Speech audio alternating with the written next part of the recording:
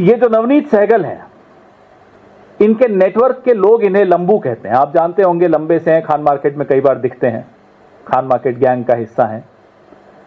तो जो code word है इनका एनएस है, लंबू है, दो अलग अलग नामों से जाने जाते हैं। 4 मार्च 2022 लखनऊ की एक सड़क पर एक टोयोटा कार में 41 लाख रुपए पकड़े गए थे। यहां से यह सिलसिला शुरू हुआ। Institute of entrepreneurship development IED के ये निदेशक देवेंद्र पाल सिंह इसमें शामिल थे और आईईडी के जो चीफ थे, चेयरमैन थे, ये नवनीत सहगल जी थे। घर से भी 4 करोड़ मिले, ये सब हुआ। मालूम पड़ा कि इनकम टैक्स विभाग ने जब इन्वेस्टिगेशन शुरू की, जांच शुरू की, तो पता चला कि कई कड़ियां जुड़ी और एक कैश का सिस्टम चल रहा था, कट का, कमीशन का सिस्टम चल रहा था, जिसमें सरकारी योजनाओं का 30% हिस्सा नकदी में वापस वसूला जाता था। 2019 से 22 के बीच में यूपी की ऐसी योजनाओं में 112 करोड़, इसलिए मैं इसका नाम 112 स्कैम अप 112 रखा है, के नकदी घोटाले की गोपनीय फाइल आयकर विभाग ने तैयार की, पूरी इन्वेस्टिगेशन की।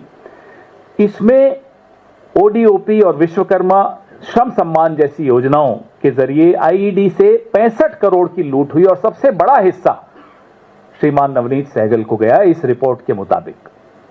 मैं ये बार बार कह रहा हूं इस रिपोर्ट के मुताबिक, क्योंकि ये 2 मिनट में 100 करोड़ का नोटिस भेजते हैं। खैर, डरते नहीं हैं, भेजें।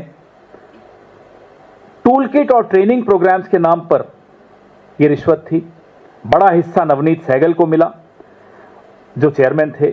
नकदी की डिलीवरी अलग अलग एजेंट्स के माध्यम से, कभी लखनऊ, कभी कानपुर, कभी नोएडा, कभी ग्रेटर नोएडा, कभी दिल्ली, अलग अलग जगह से ये उसकी वसूली करते थे। यही मॉडल यूपी कॉन में भी दोहराया गया, जहां 46 करोड़ रुपए इन्हीं योजनाओं से गबन किया गया, जिसमें इन्फ्लेटेड बिलिंग, शेल कंपनियां और सब कॉन्ट्रैक्टिंग के जरिए आप किसी फर्जी कंपनियां बना लोगे, किसी को कहोगे भाई आप ठेकेदार बनो, आप कंपनी बना लो, फिर इन्फ्लेटेड बिलिंग होगी और पैसा वापस नकद अफसरों को मिल जाएगा। फर्जी इनवॉइस बनाए जाते हैं, आप समझते हैं ये कैसे होता है। 21 करोड़ का संदिग्ध निवेश एक ऐसी कंपनी में हुआ जिसमें नवनीत सहगल जी के बेटे डायरेक्टर थे। सब कुछ सामने हो रहा है आपके।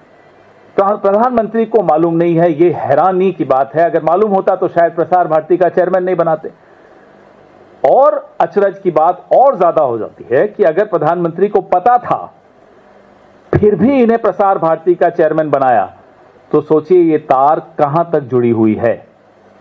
सोचिए इसमें कौन कौन शामिल है।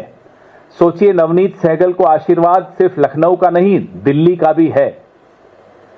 और अब आप ही लोग चर्चा कर रहे हैं कि ये प्रधानमंत्री कार्यालय में अभी तक आपका रिमोट कंट्रोल हिरेन जोशी के हाथ में था, सुना है अब आप लोगों का रिमोट कंट्रोल इनके हाथ में आने वाला है। बधाई हो।